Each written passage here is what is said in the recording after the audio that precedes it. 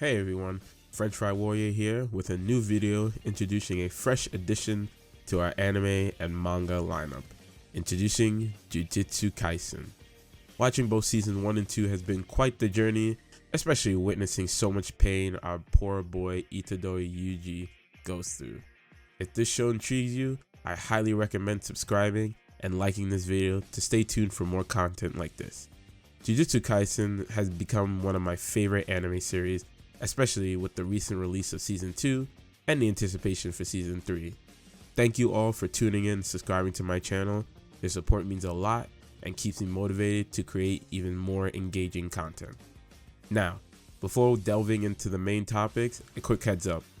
There will be spoilers for Seasons 1 and 2, so if you haven't caught up yet, I suggest doing so. This video will focus on Yuji and the significant challenges he faces throughout the anime series, without venturing into the manga territory beyond Season 2. Lastly, I will only be going over the major hardships Yuji had to endure and won't be going over any minor inconveniences he deals with. Finally, with all that out of the way, let's get started. To truly grasp Yuji's pain and suffering, we need to first delve into his goals and ideals, exploring how they've been challenged and evolved throughout the show. In the first episode, we meet Yuji as a caring, funny, loving, and athletic high school student, all whilst visiting his grandfather in the hospital. However, everything changes when his grandfather's death, which becomes a catalyst for Yuji's life goal, which is to save people. Right before his grandfather's death, he utters this: "You're a strong kid, so help others. Even if it's only those closest to you, just save the people you can. It's okay if you lose your way, and don't worry about whether they'll thank you or not. Just save as many people as you can, even if it's only one. When you die, you should be surrounded by people. Don't end up like me." And with that, he passes away, leaving Yuji alone. We even see other people suffer this way, where in the later episodes, a mom was crying for her dead son and says she'll basically be the only one to mourn for her son, showing how devastating and tragic it can be to suffer such a lonely fate. Despite Yuji's initial grief over his grandfather's death, he never fully processes it, as Megumi appears and warns him of the danger to his club friends, compelling Yuji to join him in obtaining a schooner finger. As Yuji confronts the imminent danger and potential deaths of his friends, he questions the difference between this death and his grandfather's death, only to later realize that yes, he was sad about the death of his grandfather, but at least he had a proper death, because Yuji was there for him in the end. And assuming he also died of natural causes. Where in this scenario, his club friends faced an unnatural and imminent threat from curses, something completely unnatural. With this realization, he strengthens his resolve, saves his school friends, and fully commits to ensuring that he'll save those he cares about and at least grant them a proper death, echoing his grandfather's wishes. Although, after another stronger curse nearly defeats Yuji and Megumi, Yuji is left with no choice but to consume a schooner finger to gain the power needed to save them. However, the consequences of this decision would weigh heavily on Yuji as the story continues to unfold. Despite their victory over the curse and Yuji's enrollment in Jujutsu High, the reality of his role and the stuff he might have to face being Schooner's vessel is made clear to him by Gojo. Yuji is forewarned about the dangers he may face with these curses, along with the fact that he too might die when all the fingers are finally retrieved. As Gojo said himself, choose your hell, and this is the painful path Yuji has chosen. Knowing that the world without Schooner would be a safer place, he decides that that's how he'll die one day and makes that his goal as well. However, his resolve is tested by the principal, Masamichi, who challenges Yuji's determination during a crucial moment. While explaining about Jujutsu sorcerers, he states that sorcerers are always facing death, and sometimes must ignore others' deaths to defeat curses. He warns Yuji that sorcerers often die with regrets, and that he may inadvertently curse his own grandfather upon his death. However, Yuji remains steadfast and strengthens his resolve. He recognizes that consuming Sukuna and bearing this responsibility is something only he can do. If he simply did nothing, then he can never forgive himself for not helping now that he's a vessel and knows about curses and has the ability to save people. As Yuji faces his first encounter with a special grade curse, the reality of his choices hit him hard. Despite the warnings from the principal about sorcerers dying with regrets, we see Yuji almost die against the special grade, and it's here where he begins to regret the choices he's made eating the Sukuna finger. This special grade was a small glimpse of the pain Yuji would have to deal with, as it served as a stark reminder of his weakness both in physical strength and resolve. Yuji experiences a moment of despair, lamenting on his inability to face death on his own terms or to have a natural death. In a pivotal moment, Yuji's breakdown becomes a turning point as he channels his negative emotions into cursed energy, allowing him to buy just enough time to switch with Sukuna. The only thing granted equally to all is an unfair reality. Another foreshadow to the chaos that's soon to unfold. After being taken hostage by Sukuna, Yuji makes the ultimate sacrifice of his own life to save Megumi and the others, believing that he has achieved a semblance of a proper death on his own terms while also saving lives. Sukuna later resurrects Yuji for his future plans. Yuji undergoes rigorous training and embarks on a mission with Nanami, reaffirming his determination to go stronger and ultimately choose his own fate. Now, with his goals and motivation established, let's get into one of the most despised villains responsible for the mental anguish that Yuji would have to endure. Introducing Mahito, the curse born of hatred and fear humans have geared towards each other. While Sukuna is undoubtedly a formidable antagonist, Mahito's insidious nature and manipulation play a significant role in Yuji's torment. His first victim that he used to hurt Yuji is Junpei. Junpei is a tragic, heartbreaking character that was a target of severe bullying, loss of his mother due to a cursed spirit, and suffered a dark fate. All he wanted was to gain power to get revenge against his bullies, who he thought was responsible for his mom's death. Mahito exploits Junpei's deep-seated negative emotions to manipulate both him and Yuji, until he decided to push Yuji to the brink of relying on Sukuna. In order to facilitate this goal, he used his idol transfiguration curse technique on Junpei right as Junpei realized the situation he got himself into, and this action basically kills him. Before he dies, in his final darkest moments, he leaves these final words to Yuji. Why? Echoes as Sukuna and Mahito cruelly laugh at their victims. Junpei truly did deserve better as a character, and sadly, he wouldn't be the only victim to suffer such a fate. They really fooled us with a shot of Junpei in the opening too. His untimely demise marks the first close friend that Yuji is unable to save or grant a proper death. This loss is the first truly painful moment for Yuji.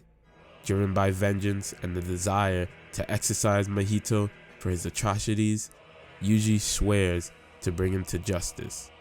However, unbeknownst to Yuji, both Sukuna and Mahito have far more in store to commit further heinous acts, perpetuating Yuji's suffering and ultimately shattering his mental state at certain points in time. This event sets the stage for even darker events to come. Following the traumatic incident involving Junpei and Mahito, Yuji is once again confronted with the existential questions about his goals and the concept of a proper death. After killing a transfigured human created by Mahito, Yuji seeks guidance from Nanami on what constitutes a proper death. His take is, he doesn't know what a proper death is. Most people in the world are neither good nor evil. Death is the final place, but no one dies the same death. so trying to guide them to a proper death is a path of misery that he wouldn't recommend for Yuji, hinting at all the challenges and sacrifices that will lie ahead for Yuji. He knows Yuji will still continue walking that same path and advises that Yuji just does not die in the process, because Yuji is capable of saving lives, and just like how he saved Nanami's in this scenario, there will be future scenarios where he needs to save more lives. At the end of that episode, Yuji accepts this advice, vowing to continue his quest until he understands the concept of a proper death and defeats Mahito. He won't lose again. Fast forward to the last episode of season 1, where Yuji and Nobara defeat 2 of the Cursed Wound brothers. Yuji is haunted by the fact that he had to kill them rather than exercising them as the usual curses. Nobara consoles him, reminding him of the harsh reality of their role as Jujutsu sorcerers.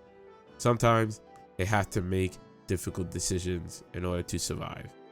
She echoes Nanami's words about their capability to save lives, emphasizing that their actions ultimately serve to protect others. Yuji is still upset that he killed the 2 close brothers, but nonetheless, he continues forward. Even Sukuna's reminder about the inevitable deaths that will occur as long as Yuji remains a vessel for Sukuna does not deter him. He will move forward to save people.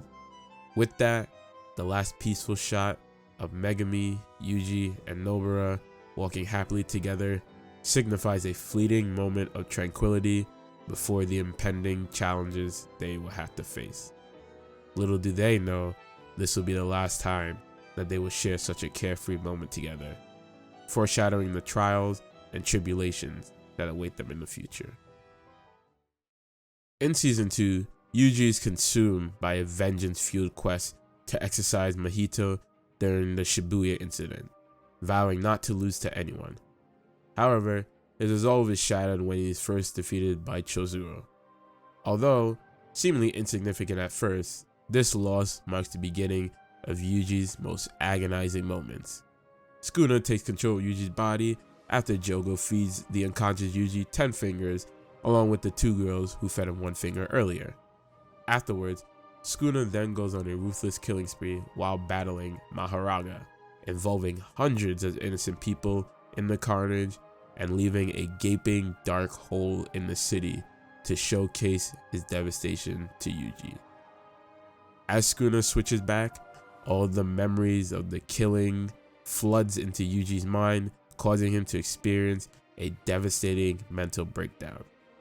Overwhelmed with guilt and regret, Yuji wishes that he had been the one to die instead.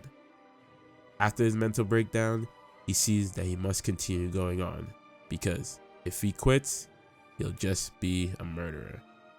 His once hopeful and bright, beautiful expression fades into darkness, replaced by an expression of profound suffering, pain, and regret. Despite the overwhelming grief and horror of the situation, Yuji does not have the luxury of mourning or weeping for the lives lost in battle. He knows that he must continue forward, driven by a sense of responsibility and determination to rectify the devastation he's caused. However, unbeknownst to him, this is only the beginning of the trials and tribulations that await him, marking a turning point for where everything begins to unravel. The following episode brings us to our next painful moment and our next victim, our beloved Nanami. As Yuji walks down the hall, reflecting on the words of his grandfather and others, he comes across Nanami, who is severely injured and exhausted from his battle with Dagon, as well as severely burned from Jogo's attack. Standing beside him is a menacing Mahito, adding to the tension and despair of the situation. In a fleeting moment of respite, Nanami imagines himself on a secluded beach, relaxing and reminiscing about his old buddy, Haibara. Nanami turns around and his last words to Yuji are, "I leave the rest to you." Mahito transfigures his soul and body to explode, and Nanami is killed in front of Yuji. Yet again, putting him in extreme pain and slowly destroying his already fragile mental state. The only solace in this was at least it was quick for Nanami, and he didn't end up like Junpei, suffering a drawn-out or undignified demise. Still, with no time to mourn at all, Yuji rushes in to finally settle the score with Mahito. In the midst of the chaos, Mahito claims yet another victim, Nobara. She encounters a double of Mahito, and she seemed to be doing well against him, even saving Yuji's life at some point and giving him hope. However, she unknowingly falls for a trap laid by him, where the double runs into the real Mahito, and he touches her face, sealing her inevitable fate. Before her death, we are shown flashback of Nobara's life as a child with her friends Fumi and Sayori, as well as her happy memories at Jujutsu High with her squad mates. Sadly, more pain is brought to Yuji when, before her death, her last words are, "Tell everyone for me that life wasn't so bad." Her left side of her face then explodes and she falls to the ground, laying there with her eye socket blown out, lifeless on the ground, leaving Yuji shattered by the loss and overwhelmed with guilt for not being able to save her. Our poor man Yuji reminisces on other people that died because he couldn't save them, and with his mental state shattered again, he begins to hyperventilate to the point where he can't compose himself to defend against Mahito's attacks anymore. He then sits there broken by everything and continues to get ragdolled while taking countless blows from Mahito. Just as when Mahito is ready to finish him, his best friendo, Todo, comes to save him. Todo tells Yuji to get up, but Yuji claims he can't fight anymore. Not after all that's happened and with the people he's seen die. Now, he just sees himself as a murderer who cannot forgive himself. Luckily, Todo, being the absolute boss that he is, gives Yuji a pep talk and reminds him that they are Jujutsu sorcerers who know what they signed up for. However, as long as they continue moving forward as Jujutsu sorcerers, then their comrades are never truly defeated. Todo says, "You cannot stop moving forward. That's the one punishment imposed on Jujutsu sorcerers." Taking all this in, Yuji rises once again, apologizes to Nanami for using his sins as an excuse to run away, and promises to carry on Nanami's share of suffering. With renewed resolve, Yuji and Todo engage in a fierce battle against Mahito, eventually managing to defeat him. Well, that's all the hard moments Yuji dealt with in both Season 1 and 2. Obviously, there will be more when Season 3 comes out. And quick note, I know Nobara's death is ambiguous at the moment. I myself am not sure what to believe on her death. She could have survived using reverse curse technique, but that's a whole nother video topic for a later date. Even if she lives, Yuji went through some tough emotions upon seeing her near dead state, so I figured to still count it as a major hardship. Hopefully, we get the results on her status soon. The journey that Yuji has embarked upon as a Jujutsu sorcerer is one filled with immense hardship and pain, from the loss of loved ones to the guilt of being unable to save everyone. Yuji has endured countless trials and tribulations. To be fair, Yuji's goal of saving as many people as possible, while noble, is undeniably daunting and almost impossible to achieve, as Nanami and the others have forewarned. For example, look at how many people died thanks to the Shibuya arc, and more lives are meant to follow in the next coming arcs. But this is the goal and the hellish path that Yuji has dedicated himself to. It should be noted that he has saved numerous lives, including his own grandfather, who he ensured had a proper death by being there for him in his final moments when no one else was.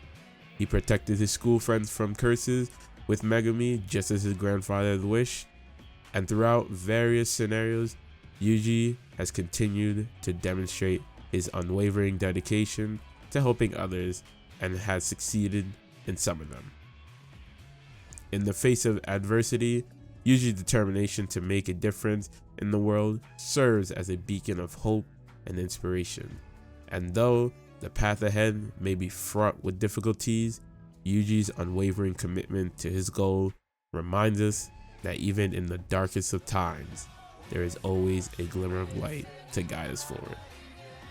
As we go forward into the future arcs more, through all this pain, remember one thing Yuji reminds us about. He has to keep going, or else he'll just be a murderer.